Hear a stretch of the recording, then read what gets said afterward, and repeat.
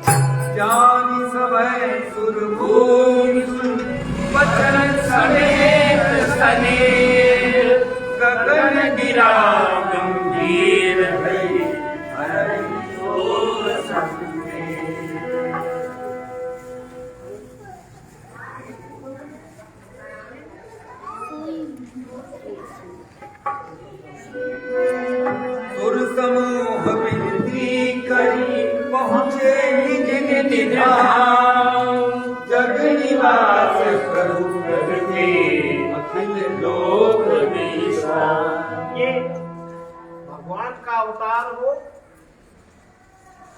यदा यदा धर्मस्य ग्लानिर्भवति भवति, ग्लानि माने हानि नहीं हो, हम लोग उसका ध्यान लगा।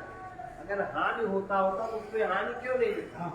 ग्लानि माने जो मानसिक, जब कभी किसी के दबाव में आके हम लोग गलत काम कर जाते हैं तब मन में ग्लानि होती है। जिस बात को हम जानते हैं ऐसा नहीं करना चाहिए, फिर भी कर जाते किसी दबाव में, बात होती है ग्लानि। तो ये हानि नहीं होती, हाँ ग्लानि। तो धर्म की जब ग्लानि होती, धर्म कोई जानता है पर उसमें इतनी आत्मा जागृत नहीं है, इतना स्वाभिमान नहीं है कि उसमें वो शक्ति हो।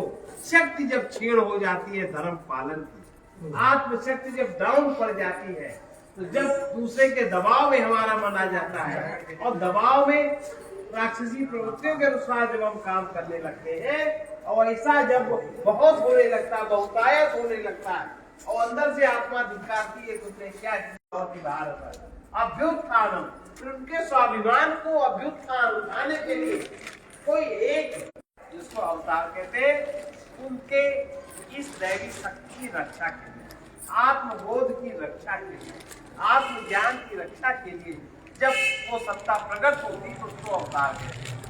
उनके छोटे छोटे अवतार मौके बेमौके, जैसे शंकराचार्य का प्रादुर्भाव हुआ। शंकराचार्य भगवान शंकर के दरबार के नंदी थे, शंकर रूप में अवतरित हुए और उनका उस समय वर्तमान की परिस्थिति में कितना भयानक काम था।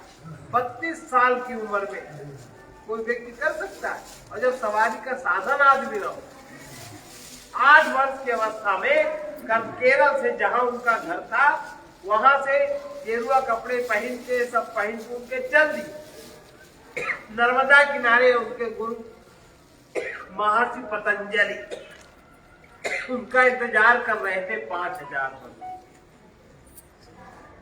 ध्यान साधना समाधि पतंजलि वो दूसरे, हाँ ये पतंजलि थे, वो इंतजार कर रहे थे। और जब ये पहुंचते हैं, अब देखो जरा माया देखो, कहीं 8 साल का बच्चा कहीं थक गया, कहीं मंदिर किनारे लेट गया, किसी ने भोजन दे दिया तो खा लिया, कहीं नरेश का छोटा बालक सन्यासी महामाया ने उठा के 25 किलोमीटर आगे पहुंचा दिया दूसरे मंदिर। उनका याद नहीं कौन मंदिर में लेटेगा, तो दूरी पार हो गई। किस तरह से नर्मदा पहुंचाएंगे, और वहां जब गुरु जी बैठे नीचे समाधि में, बरसात का टाइम, तो बाढ़ आई तो एक घड़ा लेकर के उसमें लगा दिया दरवाजे पर, तो सारी नर्मदा घड़े में भरी गई।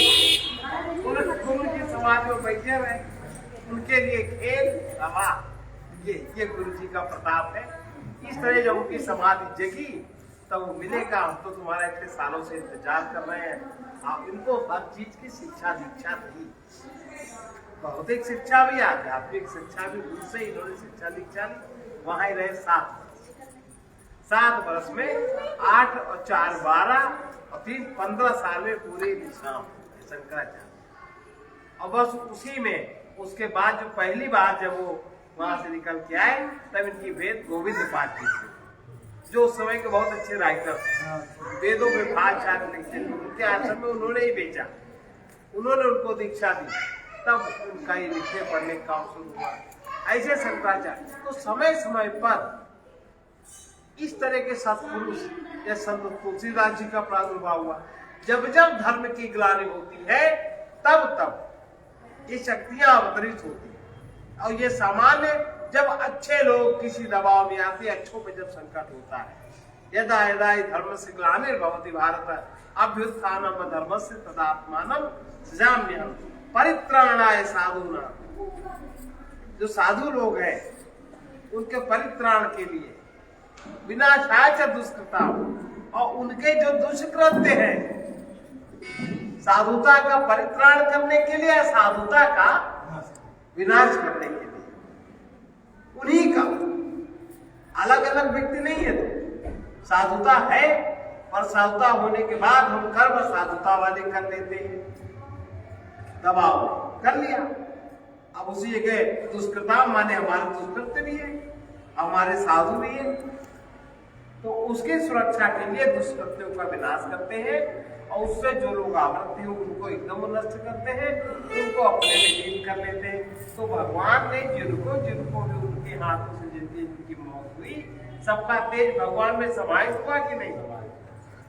ये ऐसी कथा भगवान राम का भी, भगवान कृष्ण का भी, और जितने भी अवतरित पुरुष हैं, और इसी सबकी गणना में ये सब सत्पुरुष आते हैं।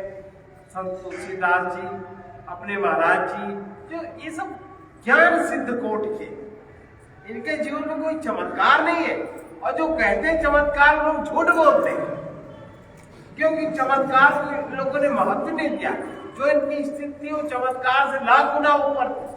चमत्कार किस बात का? अरे जब पेड़ में फल लग नहीं है, वहां जाके तोड़ ले, तो हाथ में फल प्रकट करने की क्या जरूरत है? हाथ में प्रकट फल से तुम्हारा पेट थोड़ी भरेगा। जब किसी का रोग ठीक होना ही है, उसका कर्म ठीक होगा तो रोग ठीक होगा, तो उसके कर्म का सुधार आवश्यक है कि तुरंत हाथ देकर रोग ठीक कर दे। कर्म वो ने क्यों टाल दिया उसका? तो प्राकृतिक विधान अच्छा है। जो इन लोगों के लिए जो ये कहते हैं चमत्कार, सब झूठ बोलते हैं, क्योंकि इनको कुछ पता नहीं है। जो लोग इतने झूठी झूठी बातें करते हैं, ऐसा कुछ था ही नहीं। महाराज जी के जीवन में ऐसा कुछ था ही नहीं। बताओ, कोई बता दे हमारे आमने सामने कोई चमत्कार की बात हो? कुछ नहीं।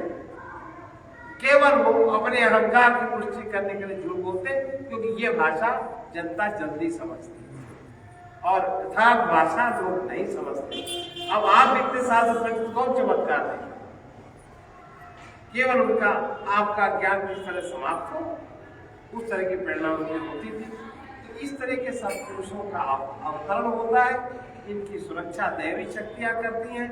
मानव समाज, मनुष्य जीवन इन्हें नहीं पार कर सकता जब तक इनका जीवन समर्पित होता है सत्ता की। वो सत्ता जब तक चाहती है इनकी सेवा करवाती है, जब चाहती है तो फिर कर देते हैं।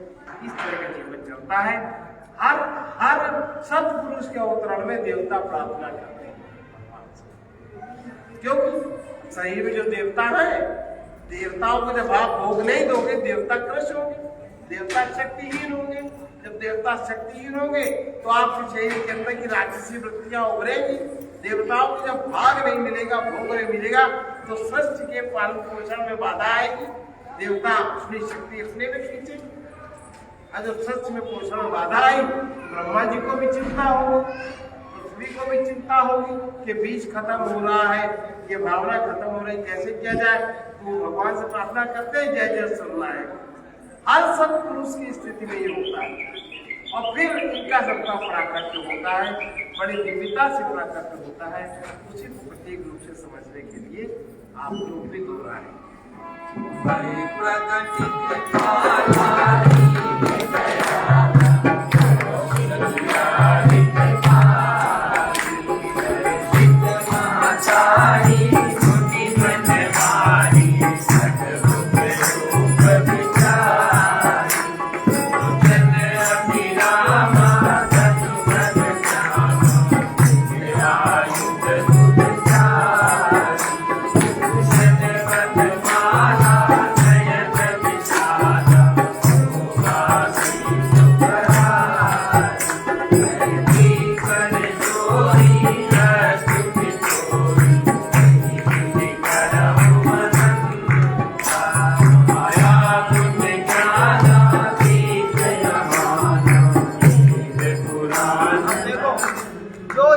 कौशल्या जी की दशा है, वो प्रकट हुए, वो कह रहे हैं मैं आपकी स्तुति किस प्रकार करूं, आप तो अनंत है। तो हम सबके लिए महाराज जी का ज्ञान, महाराज जी का चरित्र, महाराज जी का जीवन अनंत है। उनकी स्तुति, उनकी पूजा हम लोग नहीं कर सकते। अपने को सुधारना चाहे तो प्रणाम करके उनकी शक्ति का लाभ होगा, तो हम लोग अपने को सुधार लेंगे। वही कौशल्या जी कह रही है,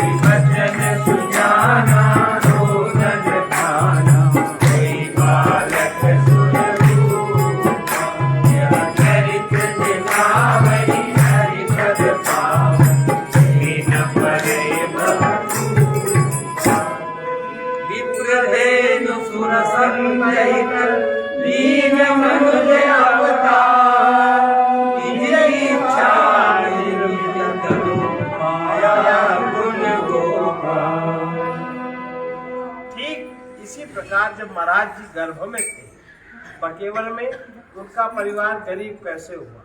खेत मात्र 2 बीघा, बंटवारा, परिवार काफी बड़ा था। इनके जो बड़े पिताजी थे उनको झूठी अपराध में जेल में भेज दिया, हत्या के अभियोग। उनकी मृत्यु जेल में ही थी और इनके पिताजी गए मर जब 6 महीने के गर्भ में। अब पालन पोषण 2 महिलाएं बची घर में, इनकी चाची और महाराज जी। कौन करे? गाय भैंस रहती होगी, उसको कौन चरावे, कौन ले जाए? महिलाएं नहीं निकलती थी घरों से, कैसे करें? उसी समय नागा बाबा का प्रकटीकरण वहां होता है। नागा बाबा उस परिवार के चक्कर लगाते हैं, आते हैं कि उनके यहाँ जो कहे बाबा भोजन करो, कहना हमें कच्चा सामान दे दो। कच्चा सामान को इतना तो देगा नहीं, उस समय तो दान भाई बाबा को, बाबा की झोली बाबा रखे, ले बनाओ हमें भी खिलाओ। उनका रोजी रोटी पानी सब नागा बाबा की। जब तक महाराज जी वहाँ 3 बरस के हुए तब तक वो घूमते रहे नागा बाबा। जब उनके पिताजी आए उसको दे गए। तो बाबा ने कहा इनको वहां खबर दे दी जाके कि जाके वहां ले आओ उसको। वो जाके वहां ले आए। फिर वो साल अपने ननियाल में रहे, फिर वो कानपुर में रहे, फिर वो कानपुर के ज्यादा हो गए। कानपुर में महाराज जी बहुत रहे। अग्रसेन व्यायामशाला में रहे 10 साल, गंगाचल में 20 साल। आश्रम ज्यादातर उनका इधर ही कानपुर में ही बीता। इधर आखिरी समय में थोड़ी यात्रा करने लगे, लेकिन ज्यादा यात्रा नहीं करते। इस प्रकार से ये रहा जीवन। तो दिव्य पुरुषों का जीवन भी दिव्य संरक्षण में ही बीतता है। कोई सामान्य व्यक्ति उनका पालन पोषण संरक्षण नहीं करता। इस प्रकार से तो अब आप अपना पूरा करो। अब और क्या व्यवस्था भोजन में है? हाँ जी तैयार है। तैयार? हाँ तो चलो तुम्हारा भोजन महात्मा लोग करा। और कुछ किसी को पूछना हो तो पूछ लो, क्योंकि महाराज जी का अंतर बाह्य साथ हमारा 4 वर्ष की उम्र से है और अभी तक है, अभी भी है। कुछ पूछना हो तो बता लो, तो शायद जानकारी अधिक होगी। और हमारा भी ऐसा विश्वास नहीं है दुनिया की काल्पनिक वारदातों में। हम काल्पनिक एक्सीडेंटल वाले व्यक्ति नहीं है। तो बात यथार्थ है, सत्य है। सत्य बोलो, प्रिय बोलो, यथार्थ। लोग दीदी कहते थे कि बहराइच में जन्म विद्यालय है जो था, तो महाराज जी धनतेरस को कहने आते हो कि धनतेरस महाराज कहने क्या होता है बताया, तो कहीं बता बताओ। तो रिद्धि सिद्धि महाराज से कहा करती थी कि हमसे सेवा ले लो। ये महाराज जी ने कहा किसी से? ये बात महाराज जी ने कहा, ये झूठ बात है। ये जो एक बाबा है वो शुक्ला, वो सब गप्पे फैलाए, अद्वैत जी का चेला है। ये बात बताओ, महाराज जी ने कहा कि रिद्धि सिद्धि हमारी सेवा देती है। रिद्धि सिद्धि अगर सेवा देती रहा है तो रेखा बंसल का धन क्या होता रहा है? अमिताभ जैन क्या का धन क्या होता था? अमिताभ जैन के पिताजी इतने सेवा परायण थे, आर्किटेक्ट थे, आधा लखनऊ उनका था। आमदनी हो महाराज जी के सामने का, महाराज जी आप ले लो, फिर खर्चा बरको, जो बचे हमें दे लो। इस तरीके के लोग उनसे संपर्क में थे और उनका रिद्धि सिद्धि का जरूरत हुआ। बेवकूफी बातें हैं, जो नहीं जानते वो सब करते हैं। यहाँ पर हमारे ही घर से, हमारे पिताजी के हाथ से उस समय साल में पता है कितना दान होता था महाराज जी के। आज तक कोई नहीं जानता, हम लोग भी नहीं जानते। कुछ अंदाज है? गंगाशय में अर्जुन बाबू कैसे व्यक्ति थे कि कहीं महाराज जी को गर्म हवा न लग जाए, सहायक तरह चलने वाले।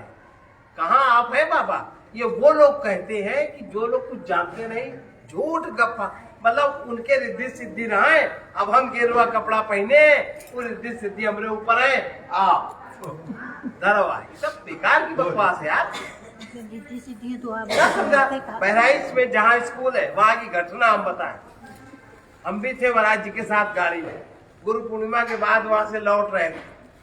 तो वहाँ एक छप्पर में, उसमें बरसात और पानी होता ना, जुलाई महीना, मैंने स्कूल छप्पर में, एक मास्टर साहब थे, छप्पर पड़ा था, पेड़ था, 2-3-4 पेड़ थे। वो बच्चों, 4-6 बच्चों के लिए वो पढ़ा रहे थे। तो महाराज जी देखा, कहने लगे कि ये तो अच्छा, चलो आप देखें। वहां गए, बुलाया आचार्य जी को। कहले आचार्य जी आप पढ़ाते हैं? कहने हम मास्टर है पुराने स्कूल में महाराज, पानी यानी बरसात है, घर में पढ़ाते थे, टूट गया घर। तो एक क्लास के बच्चे हैं, कोचिंग टाइप पढ़ाते थे। कहने कितनी फीस लेते हो? कहने महाराज हम फीस नहीं लेते, हम ऐसे ही पढ़ाते हैं जो गांव के बच्चे। तो महाराज जी ने कहा अगर स्कूल यहाँ बन जाए तो वहां तुम पढ़ाओगे? मास्टर साहब थे, बुद्धिशाली व्यक्ति, उन्होंने बहुत बढ़िया बात कही। कहे महाराज जी हमारे पढ़ाने का भाव है, तो पढ़ाएंगे जहाँ रहेंगे, और आपको व्यवस्था का भाव है, आप व्यवस्था ही करोगे। लेकिन जब बीच का व्यक्ति होगा, क्या वो मुझे रखेगा? बताइए पढ़ाने के लिए। क्योंकि इसका मतलब, तो महाराज जी तुरंत बोले, इसका मतलब आप किसी की चापलूसी नहीं कर सकते, कहते बनियोग नहीं कर सकते, आप ही करेंगे। अब बताओ, यहाँ से शुरुआत हुई। वो मास्टर साहब आगे हुए, तो मास्टर साहब को कहा कि तो कुछ पैसे उसी ने दिए महाराज जी ने, और महाराज से कहा, उन्होंने कहा कि आप जमीन अमीन हो देखो, और फिर यहाँ विद्यालय, उन्होंने विद्यालय बनाना शुरुआत की। इस समय वो नहीं रहे, ये तो बाद में जुड़े हैं। अब क्या बात करते हैं बाबा, ऐसे रिद्धि सिद्धि देती, सब झूठ बात है। काहे की रिद्धि सिद्धि? अबे हर जीव का, हर एक अपना अपना प्रारब्ध होगा, प्रारब्ध का जीवन चलता है, महात्माओं का भी चलता है उसी अनुसार जीवन। अब जो ये परोपकारी लोग हैं, निरंतर इस तरह जीने वाले, उनके तो लोग तो जो आत्मज्ञानी व्यक्ति है, उनके तो देवता लोग रास्ता देखते रहते हैं कैसे उनकी सहायता करें। गांठ दाम कुछ है नहीं, पता है, मंगिबे में सकुचाए, तिनके पीछे हर फिरे को भूखे ना रह जाए। ये उदाहरण देखना जाके कुंभ में देख, गंगा जी नहाने के नाम से चाहे जो प्राणी निकल जाए, और जो गंगा मैया को प्रणाम करे, भगवान का प्रणाम करके गंगा नहा के आवे, वो व्यक्ति भूखा वहां से नहीं आ सकता। देख लो जाके। हमी ने कहीं जरा से खिचड़ी खाई, देने वाले जरा से कहीं खिचड़ी खाई, 11,000 रुपया दिए। तो हमारे साथ थे, उन्होंने 25,000 का चेक दिया कि बाबा लोग खूब बांटना। कोई शुक्ला जी थे, कहते बाबा खूब बांटना, कोई कमी नहीं पड़नी चाहिए, मंगा लीजिए खूब खाने का सामान। अब बताओ, बाहर बांट रहा था, सब ऐसे आ रहे थे। खिचड़ी कहते हैं, एक दिन कढ़ी चावल बटता है, एक दिन दाल रोटी बटता है, एक दिन कुछ बटता है। तो मेरी जो औकात थी, मेरे पास जो पैसे थे हमने दी, उनकी जो औकात थी उन्होंने अपने हिसाब से कर लगे। फिर भी अपना उन्होंने काट दिया, अगर बाबा कमी पड़े तो आप फोन कर देना, हम आपके अकाउंट में भेज देंगे। अब बताओ, उमाकाउंट रिद्धि सिद्धि की बात है भाई, ये तो व्यक्ति कोई सद्भावना है।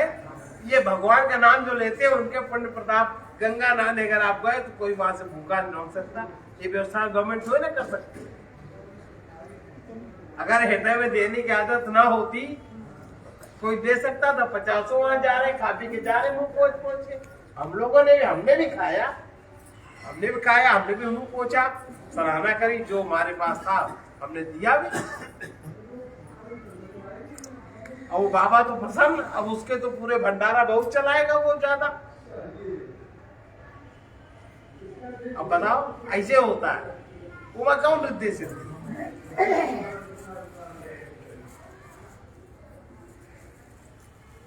ये होता है, ऐसे होता है भाई। देने वाले का भावना कुछ है, होता ही है, होता है। भगवान सर्वत्र है, परमात्मा सर्वत्र है, उसका जो भी स्मरण करेगा उसका कल्याण है। बस भगवान कहता है ना, स्मरण मात्र सुलभ पार था, नित्य युक्त से योगिना। स्मरण करो, मैं सुलभ हूं तुम्हारे। उदाहरण देख लो कुंभ, जाके हम तो भी देख के आए,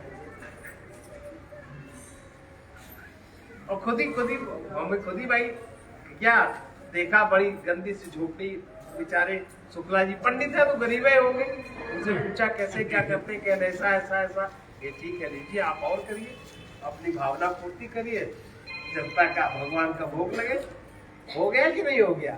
इसलिए बाबा इस तरह की चर्चा आप महाराज जी से पुराने मिलने वाले इससे चर्चा मत किया करिए। लोग समझते हैं कि झूठ बोल रहा है, चापलूसी कर रहा है, जिसको कुछ हमसे चाहिए, क्योंकि ऐसा महाराज जी का था नहीं। ऐसा था, आपने देखा कहीं? हमने तो नहीं देखा। और जिसने महाराज जी को देखा, कोई बता दे कि ऐसा था, नहीं था ऐसा। दुबे जी ऐसा था क्या? सब झूठ बातें। और उसने किताब में भी सब गलत बातें लिखी कि जेमा जहां घंटा बजत है, पथिक जी लिखा है, आओ चढ़ाओ आए, हम अपन पेट भरी। यही तो मतलब है इसका। शोषण, उनके नाम का शोषण, उनके उसका शोषण, सब अपराध है, पाप है। ऐसा नहीं करना चाहिए किसी भी महात्मा के साथ। और फिर उनका तुम्हें शापे लगेगा, आशीर्वाद थोड़ी लगेगा तुमको, तुम झूठ प्रचार कर रहे हो उनके लिए। चलो भैया चलो, बोलिए सच्चिदानंद भगवान की जय।